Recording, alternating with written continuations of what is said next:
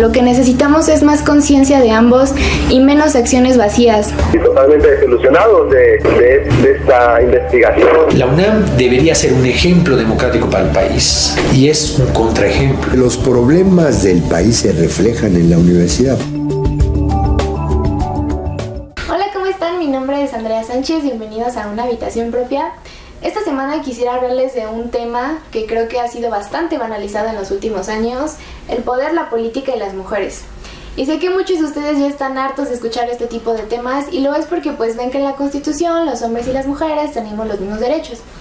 Y si hablamos de manera teórica, sí es así. De hecho, últimamente se han jactado mucho de decir que hay más mujeres tituladas a nivel universitario que hombres.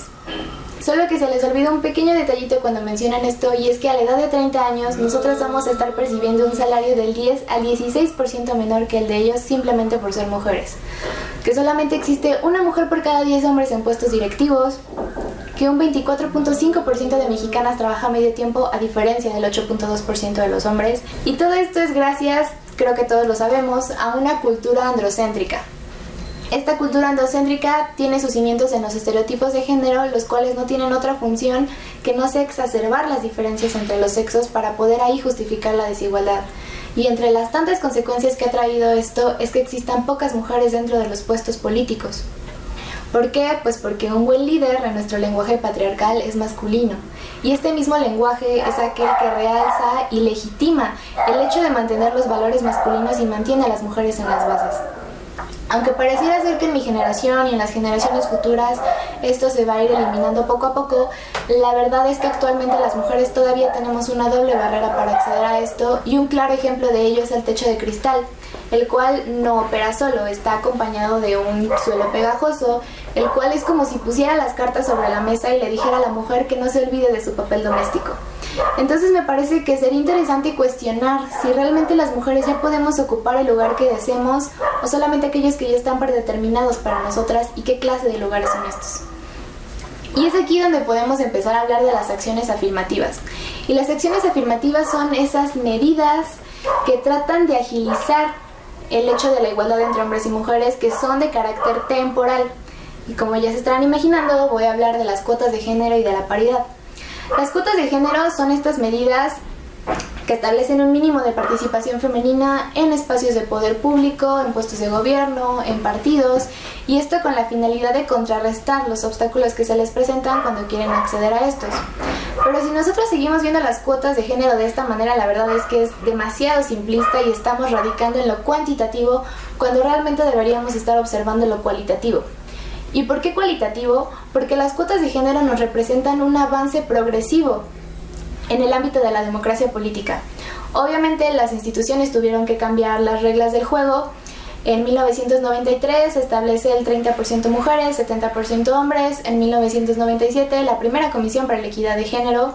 En el 2007 se establece el 60-40, pero a pesar de este tránsito de leyes, ya se habían encontrado ciertos trucos para poder evitarla. A veces a las mujeres se les ponía en el lugar de las suplentes hasta el final de la lista de los plurinominales. El caso más famoso, estas Juanitas, las 8 diputadas que en el Congreso del 2009 al 2012, en la primera sesión ordinaria, decidieron solicitar licencia para separarse de su cargo, y en 7 de estos 8 casos los suplentes, que eran varones, tomaron el lugar. En el 2011, el Tribunal Electoral del Poder Judicial de la Federación emite una sentencia en la cual se establece que los partidos políticos deben de cumplir con las cuotas de género sin excepción, deben de ser los titulares y los suplentes del mismo sexo, y faculta al INE para que vele por el cumplimiento de esta norma. Ya había otras leyes de tipo, los partidos políticos tienen que destinar el 2% de su presupuesto para el desarrollo y la capacitación de liderazgos femeninos, etc. Y probablemente ustedes estén preguntando si esto ha funcionado o no. Y la verdad es que sí lo ha hecho. En otros países se ha demostrado que también ha funcionado. Si quieren profundizar en los datos y muchas estadísticas, en la parte de abajo va a haber un link de un informe que realizó la ONU respecto a este tema. Y siguiendo con esto, ahora vamos a hablar de la paridad. Y la paridad trae consigo un concepto que en lo personal me gusta mucho, que es la democracia paritaria. Y la democracia paritaria nos habla de ya una integración del hombre y de la mujer en esto, no solamente darle más puestos a la mujer porque tenga más puestos en el poder, sino reconocer que tanto él como ella tiene derecho y merece estar en donde está.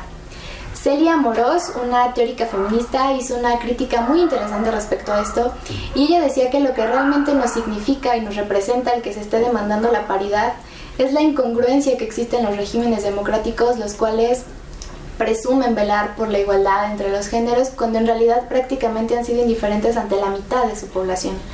Entonces, cuando hablamos de paridad, también estamos hablando en términos cualitativos porque se está haciendo una redistribución del poder, y específicamente en 3 ámbitos: en el ámbito de la toma de decisiones, en el ámbito doméstico y en el ámbito laboral, así como también se empieza a hablar mucho de una nueva cultura política. Empezando con el primero, con la redistribución de poderes, esta es importante porque a pesar de que parece ser que ya es imparable el hecho de que poco a poco las mujeres vamos a estar accediendo a estos puestos, las feministas de los años 70 no sé si no previeron o qué fue lo que pasó. Estas mujeres que luchaban porque entráramos al ámbito laboral, de alguna manera no sé si no vieron que se generaría un desequilibrio en el ámbito doméstico en donde los hombres no han querido o más bien no han podido incursionar. La doctora Marta Lamas ha sido muy insistente respecto a este tema. Últimamente se hizo famoso el caso de este hombre que logró que su hijo accediera a las guarderías. Obviamente los hombres no tienen derecho a esto. Su esposa es ama de casa, que ahí también hay todo un tema. Pero regresando a el GIRE fue el que llevó a cabo esta demanda, que por cierto es una organización feminista, para que después no digan que solamente las mujeres velan por sus derechos. Y me parece un paso muy importante porque creo que es una manera de concientizar a los hombres del papel tan fundamental que tienen en el trabajo doméstico. Las mujeres destinan aproximadamente 22 horas de su semana a y los hombres apenas 8. Entonces, respecto a esto y a todo lo que involucre el trabajo de cuidados, todavía hay una lucha pendiente. Y Estefanía Vela, una académica que en lo personal sigo mucho, ha planteado diversas soluciones para esto, y una de ellas es, prácticamente todas nos hablan de un cambio de la cultura laboral. Habla de flexibilidad de horarios, de cambiar los modos de evaluar, de guarderías, de licencias de paternidad, que creo que es un tema súper importante. Recientemente se acaba de alargar el plazo de la mujer, lo cual creo que es gravísimo. Menos van a querer contratar a las mujeres. Tanto hombres como mujeres deben de tener el mismo plazo de licencia de paternidad, y no porque el papá lo requiera físicamente o quiera quedarse con su hijo, sino porque el empleador debe de darse cuenta que el contratar a un hombre o contratar a una mujer va a traer las mismas implicaciones. Pasando al siguiente supuesto, al de la nueva cultura política, sí es cierto que el tener a mujeres en estos puestos ha traído a debate ciertos temas que pues antes no se tenían previstos. Generalmente son ellas las que crean estas medidas que empoderan a su sexo, pero me parece que se ha idealizado mucho el papel de la mujer en la política. Se le han atribuido cualidades, habilidades y aptitudes que todavía no acabo de entender si las personas creen que son naturales. Todavía se habla de estas diferencias estructurales en los cerebros cuando eso ha quedado totalmente desmentido desde hace años.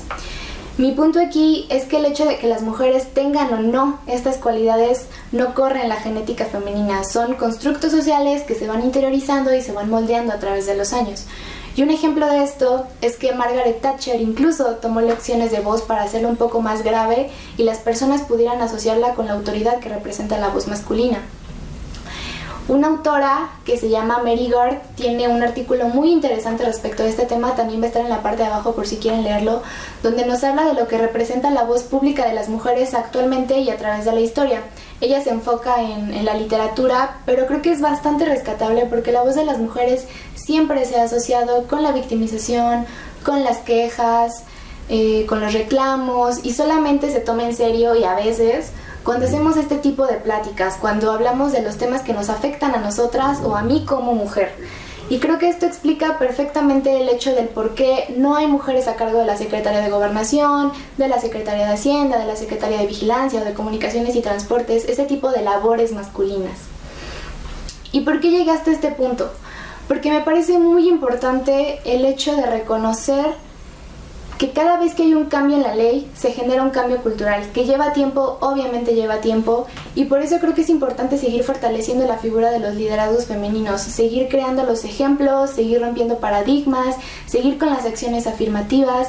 En la medida en que esto se sigue esparciendo, vamos a poder erradicar, aunque sea un pedacito, de todo lo que representa la situación de la mujer en el contexto social.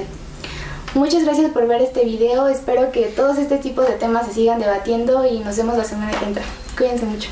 Lo que necesitamos es más conciencia de ambos y menos acciones vacías. Y totalmente desilusionados de esta investigación. La UNAM debería ser un ejemplo democrático para el país y es un contraejemplo. Los problemas del país se reflejan en la universidad.